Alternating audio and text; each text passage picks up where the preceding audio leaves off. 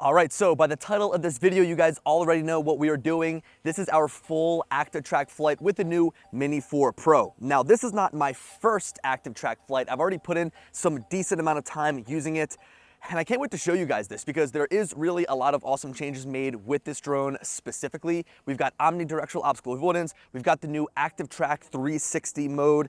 Things are gonna be a little bit interesting today too because the ground is wet, so we might start slipping on the one wheel here.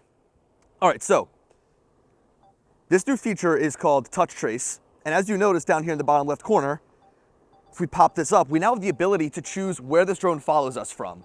So while we're flying and the drone's right behind me, I could go and tell it to fly directly to our left. So now the drone is going to move over to our left, and it shows us a visual representation of where the drone is moving, which is really awesome. Now, I'm a little bit bummed out because over here, we had a really good tight gap that we'd always kind of check if the drone could make it through. But if you notice to the right here, they completely tore down this tree. Oh, wow, that was actually really impressive. So the drone is stuck in between some branches. Oh, it'll make its way out. There you go, nice. That was awesome. There was a tiny branch that the drone was able to dodge. I mean, the thinnest of branches that it came to a stop in front of. So that was very good. Now, on the right there was a tree that they tore down. You guys probably saw some of the mulch chips there. And like, that was always a good spot for me to kind of ride through and show you the drone flying in a tight space. But hey, I guess that kind of works as well. Okay, so Touch Trace is awesome. I think that's at least what it's called. It's on the new ActiveTrack 360 mode here. And what's cool is from here, I could go and trace and say, follow me from the right and get closer. So now the drone is moving not only to my right, but it's actually flying down and coming closer to me, which is cool. Like, this now gives us so much customization when flying this drone. And also it's like super accurate. Like, I always felt like whenever the drone was following me, and if I told it to fly from the right side, it would take a while to actually make it to the right side. But now it is like deadly accurate in terms of what it thinks I, as the subject, is doing. Oh, yo, where's it flying to? Oh no, it thinks it, okay. All right, well, we're gonna have to reset this now. So there's a small little, I guess we could say, issue, is when I'm going to make a sharp right turn and the drone is following to the right. Honestly, I thought it was gonna hit me. I bailed off of the one wheel. All right, so as I'm sitting here talking up this new feature, it almost hits me. All right, so we'll go ahead, re-enable ActiveTrack, and it's gonna start by automatically following us from behind. And this one wheel sucks. If you guys know my saga with the one wheel here on the channel, it's not very good. And for some reason, these shoes I'm wearing, these Allbirds, the foot pads don't seem to detect when my feet are on there. So with Touch Trace, right, like again, as I'm explaining it here, you'll notice on the UI, it shows that it is closest to me, like it's flying closest to me. But if I wanted to go and move it to the right, I can move it to that outer ring, and now the drone is going to fly further away from me, and it's going to also move to my right side. So that is pretty cool. Now I'm gonna move it to the back again. In fact, I'm gonna move it closer. Wow, that's cool, it's very responsive. Just because up here, again, I always say this whenever we're doing ActiveTrack flights, you wanna put the drone in an area where it's going to succeed. So right now, I know that the best way for this drone to track me is going to be from behind, because like I don't want it flying to the right where there are these trees. Now, let me just say that like those two encounters that we had where the drone almost hit me and then the drone almost went through the trees, it didn't crash. So I'm gonna give it an A for effort. Oh, it's starting to veer over to the right for some reason. Now, this is a new pop-up that I noticed. It says strong environmental interference, which means that there's a lot of obstacles around the drone. I don't know why it's flying to the right. It's gonna crash. There's no way it doesn't crash right now. It is stuck in between the trees. All right, I'm gonna take a picture with my phone of where the drone currently is, and you'll see it is surrounded by nothing but trees. Okay. And there's so many tiny branches, so it actually lost us this time. We're gonna have to go and buzz around. All right, so I will say that out of any of the drones that we've tested here, we haven't had a drone lose us as much as the Mini 4 has thus far. But it also hasn't crashed, so I don't know if I can completely give it like a failing score quite yet. All right, See, this is just torture. Now I've got to continue to try to get back up on this one wheel. So let's talk about the this new ActiveTrack 360 system. I think it's awesome. Like, I think that finally giving us this improved functionality is great. But like, what do you want to use ActiveTrack for? You want it to follow you so you don't have to provide any input on the controller. And now with this new touch trace feature, you've got to provide more input than you usually would, right? Like, now I need to actually use two hands to interact with the UI. This drone keeps, okay. All right, well, let me just say, and I'm not trying to make excuses here. This drone has done such a better job in previous times actually tracking me, but hey, we're doing it live, so I guess it's going to be interesting for you guys to see this.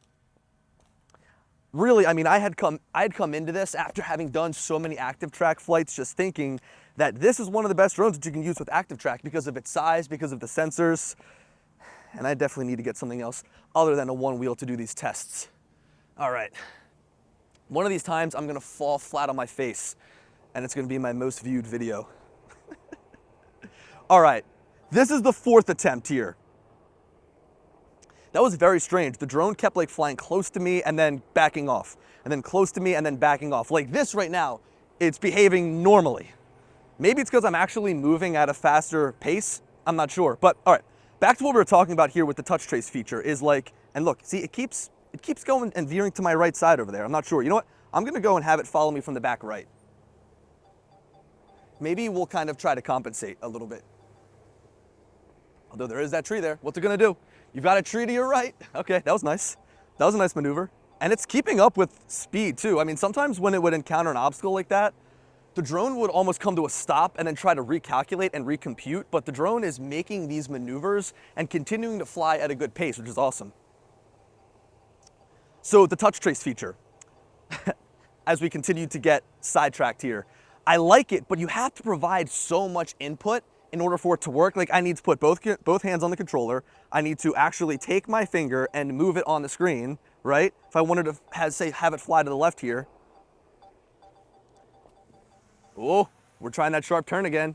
And look, so do you see the touch trace feature? It now actually shows you where the drone thinks that it is. So I guess let me try to explain this, right? It shows the drone's location, and the drone knows by my movement, like, hey, I want you to follow me from behind. So it analyzes my movement and then tries to understand what is behind, right? Like, behind me is obviously behind me, right? And like right now it thinks that it's the back left because it is.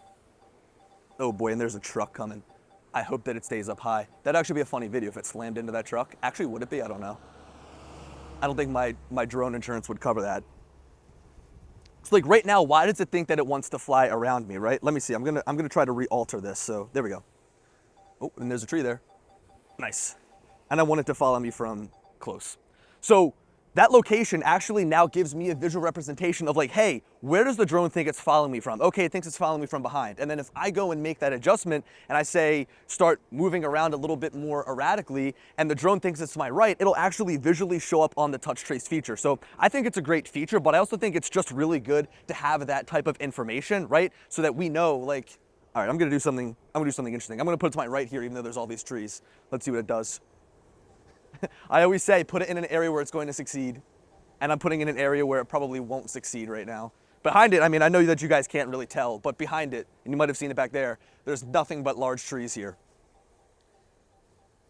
Nice, it's bobbing and weaving around these branches. It's so impressive just like to see the drone flying completely by itself, making these decisions. It really is cool. Ooh, I spoke too soon. All right, there's one of our first crashes. I'll tell you what, these drones are super resilient though. Like, this drone is still totally fine. The leg bent back, we'll pick it up. We'll go ahead and we'll pop it back open. We've got cars coming. Guys, I'll be right back. Let me get this set up and I'll be right back.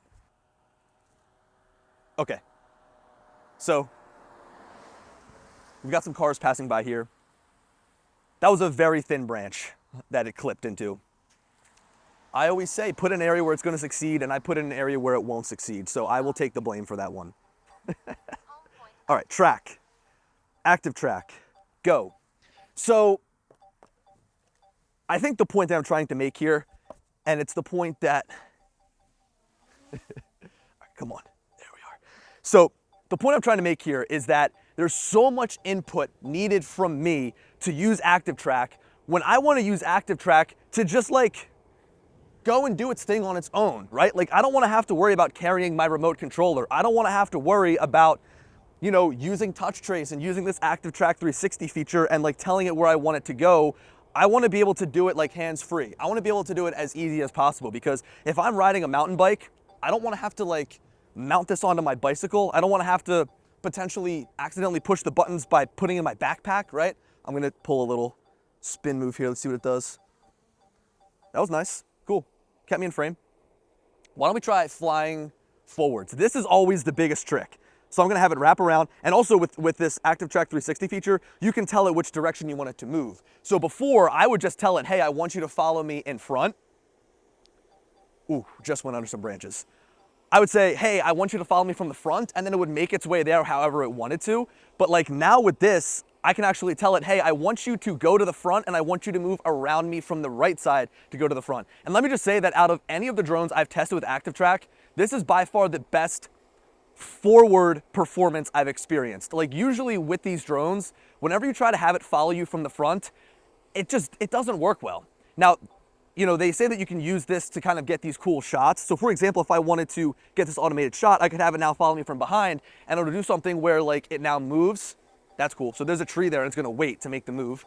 So now it's going to do this cool shot where it actually flies around me, goes behind, and then increases its altitude up. So I like this feature. I think that it's cool. And I think it's gonna be really interesting once they start implementing this ActiveTrack 360 feature into like larger drones, for example, right? Like something that maybe has a little bit more power.